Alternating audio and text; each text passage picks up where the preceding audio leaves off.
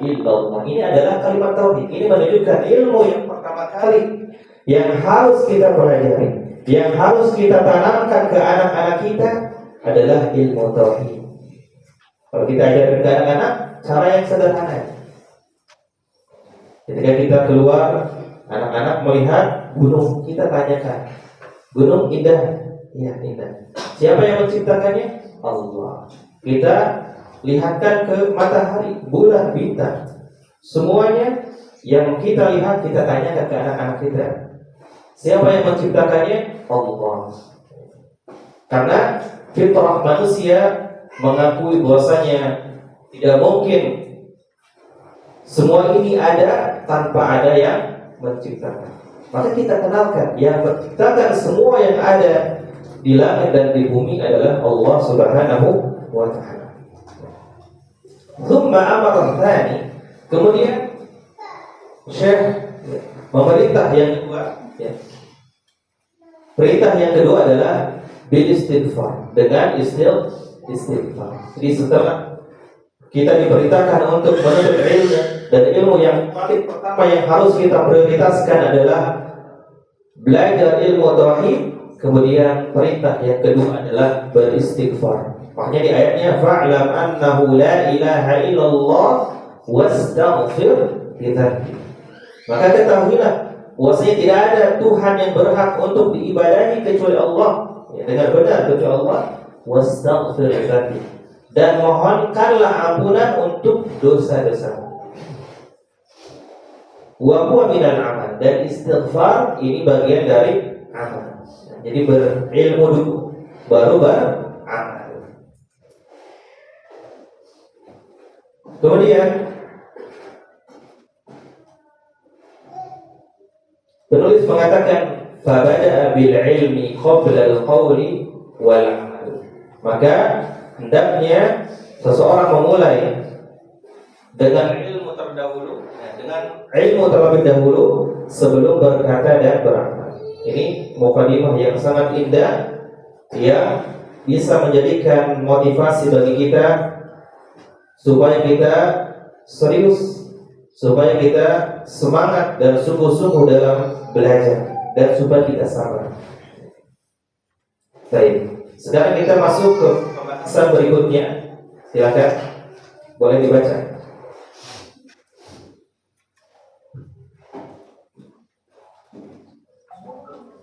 A'lam rahimakallah annahu wajibu ala kulli muslimin wa muslimatin ta'alluma salasi hadhihi al-masail wal 'amalu bihinna. Al-ula anna Allah khalaqana wa razaqana wa lam yatrukna hamalan, bal arsala ilayna rasulan faman ata'ahu dakhala al-jannah wa man 'asahu dakhala an-nar. Wa dalilu qawluhu ta'ala inna arsalna ilaikum rasulan syahidan alaikum kama arsalna ila fir'auna rasulan fa'asa fir'aunu ar-rasula fa'akhadnahu akhdan wabila. As-thaniyah anna Allah la yarda an yushrak ma'ahu ahadan fi ibadatihi, la malakan muqarraban wala nabiyyan mursalan. Wa dalilun qawluhu ta'ala wa anna al-masajida lillahi fala tad'u ma'allahi ahada. As-salisa anna man ata'a rasula wa wahhada Allah la yajuzu lahu muwalatu man hadda Allah wa rasulahu walau kana aqraba qarib. Wa dalilu qawluhu ta'ala la tajidu qauman yu'minuna billahi wal yawmil akhir yuwadduna man hada Allah wa rasulahu walau kanu aba'ahum aw abna'ahum aw ikhwanahum aw ashiratahum ulaika kataba fi qulubihimul imana wa ayyadahum bi ruhin minhu wa yudkhiluhum jannati tajri min tahtiha al-anharu khalidina fiha radhiyallahu anhum wa radu an ulaika hizbullah ala inna hizballahi humul muflihun. Baik, cukup. Barakallahu fikum wa jazakillahu khairan. Kemudian pembahasan yang kedua ini masih mukadimah. Kalau tadi 4 permasalahan yang ini merupakan kunci keberhasilan seseorang. Sedangkan pembahasan kedua yaitu 3 permasalahan. Beliau berkata, "I'lam rahimakallah, ketahuilah. I'lam, ketahuilah. Rahimakallah, semoga Allah merahmatimu. Annahu yajibu ala kulli muslimin wa muslimah." Bahwasanya diwajibkan atas semua kaum muslimin dan muslimat ta'allumu thalathi hadhihi al-masail wal 'amalu bihin, untuk mempelajari 3 permasalahan dan mengamalkannya. Al-ula, permasalahan pertama, annallaha khalaqana, bahwasanya Allah lah yang menciptakan kita. Ini permasalahan pertama. Ats-tsaniyatu, permasalahan yang kedua, annallaha la yarda, bahwasanya Allah tidak ridha. Tidak ridha apa? Nanti kita jelaskan. Yang ketiga, anna man ata'a ar-rasul, bahwasanya orang yang taat kepada Rasul. Nah, nanti kita bahas ya. Kita bahas satu-satu. Al-ula, yang pertama, annallaha khalaqana. Yang harus kita ketahui bahwasanya yang menciptakan kita adalah Allah. Kenapa Syekh membahas hal ini? Karena ada orang-orang yang mempertanyakan eksistensi atau keberadaan Sang Pencipta Allah Subhanahu wa Ta'ala, dengan mengatakan bahwasanya semua yang terjadi di alam ini terjadi begitu saja. Termasuk kita manusia yang terjadi alami, tidak ada yang menciptakan. Maka Syekh berusaha memerangi syubhat-syubhat seperti ini, pemikiran-pemikiran yang menyimpang, bahwasanya semua yang ada di alam ini ada yang menciptakannya, yaitu Allah Subhanahu wa Ta'ala. Wa razaqana, bukan hanya menciptakan, bahkan Allah Tabaraka wa Ta'ala yang memberikan rezeki kepada kita. Sehingga ketika kita mengetahui, ketika kita meyakini, ketika kita mengakui bahwasanya kita diciptakan, bukan kita menciptakan, bukan kita ada sendiri, dan bahwasanya kita diberi rezeki, bukan kita yang mencari rezeki, kita diberi, maka sifat-sifat kesombongan di dalam diri kita akan hilang. Tapi ketika seseorang merasa dirinya ada karena usahanya, dirinya mendapatkan rezeki karena usahanya, maka dia tidak akan bersyukur kepada Zat yang memberikan dia kehidupan, yang memberikan dia rezeki. Maka keyakinan ini penting. Keyakinan ini penting. Kita harus meyakini bahwasanya Allah lah yang menciptakan kita dan yang memberikan rezeki kepada kita. Walam yatrukna hamala, dan Allah tidak membiarkan kita begitu saja.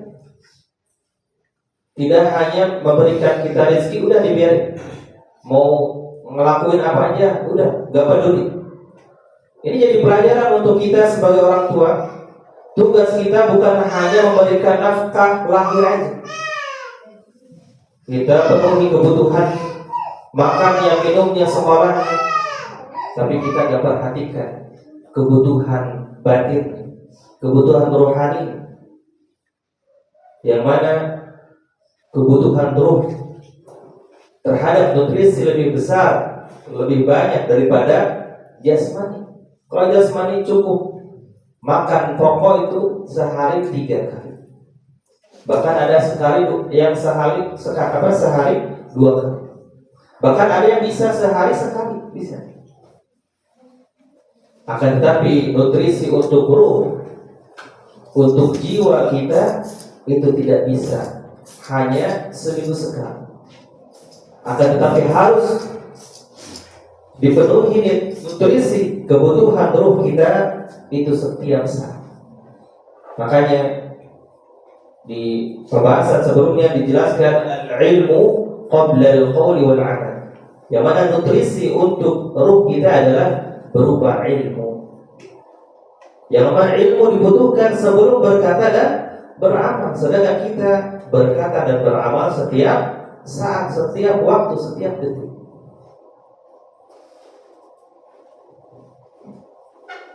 Makanya Allah Tabaraka wa Ta'ala tidak membiarkan kita begitu saja. Dan ini sebagai pelajaran bagi kita. Ketika kita mendidik anak-anak, ketika kita membangun rumah tangga, mendidik istri kita, anak kita, ketika kita punya perusahaan, mengarahkan bawahan kita, ketika kita sebagai seorang pimpinan di perusahaan, atau pimpinan di suatu daerah, atau pimpinan di satu negara, maka kita harus mencontoh apa yang telah dicontohkan oleh Allah Subhanahu wa Ta'ala, yang tidak hanya memikirkan perutnya saja, tapi juga dipikirkan bagaimana ruhnya. Oleh karena itu Allah Tabaraka Ta'ala mengutus para rasul. Di sini penulis mengatakan bal arsala ilaina rasulan. Ya. Akan tetapi Allah Tabaraka Ta'ala mengutus kepada kami seorang rasul, utusan. Faman ata'ahu dakhala al-jannah, maka barang siapa yang taat kepada utusan tersebut, utusan Allah, dakhala al-jannah. Misalnya kalau ada karyawan yang dia diberikan perintah oleh utusan, tapi dia tidak taat, kira-kira besok masih bisa kerja atau enggak? Kemungkinan besar, karena utusan tersebut sudah jelas diutus sama atasan.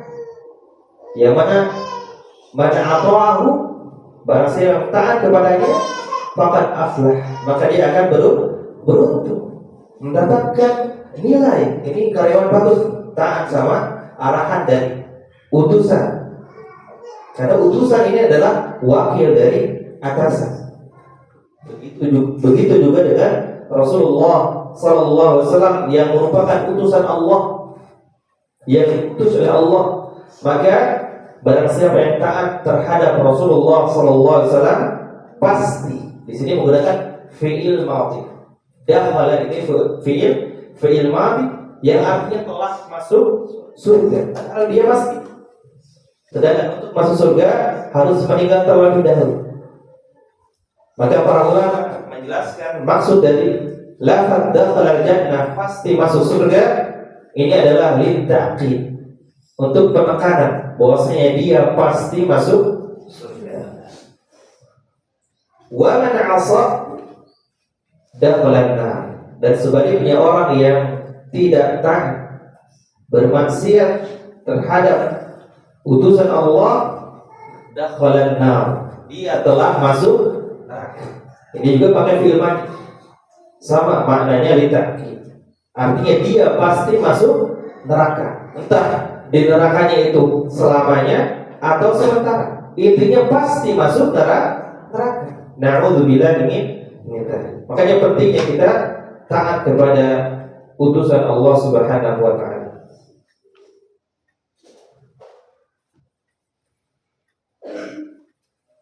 Kemudian penulis membawakan dalil dari firman Allah Tabaraka wa Ta'ala, A'udzu billahi minasy syaithanir rajim. Inna arsalna ilaikum rasulan syahidan 'alaikum kama arsalna ila fir'auna rasulan fa'asa fir'aunur rasula fa'akhadnahu akhdan wabila.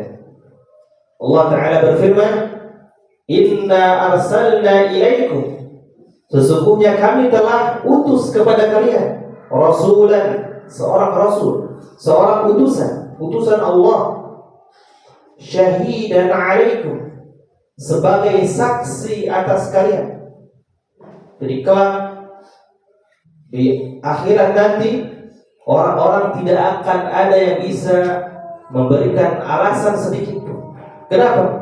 Karena sudah ada rasul yang menjadi saksi bahwasanya Allah tidak membiarkan manusia begitu saja, tidak hanya memberikan rezeki saja, tapi Allah memperhatikan manusia, mengarahkan manusia, memberikan hidayah kepada manusia, memberikan petunjuk ke jalan yang lurus. supaya dia sampai kepada Allah Subhanahu wa ta'ala.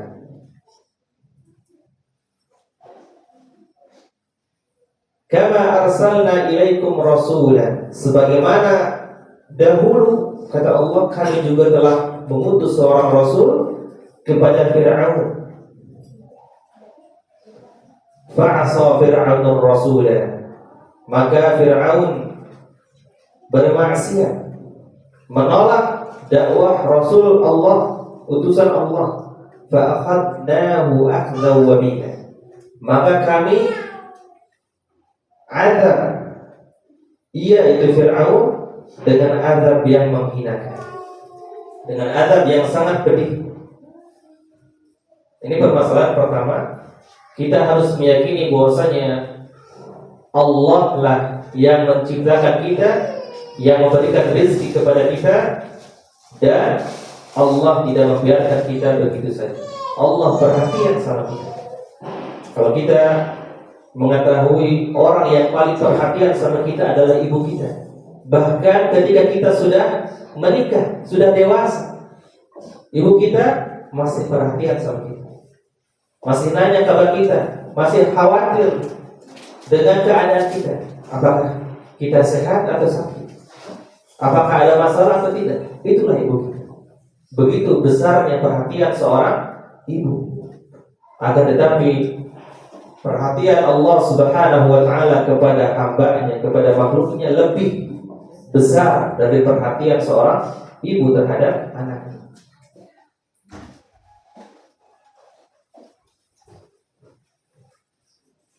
Tidak terasa ya? Itu waktu istirahat. Padahal ini tidak disyarat, hanya dibaca saja. Mudah-mudahan beres insyaallah. Istirahat dulu. Istirahat ya, biar fresh.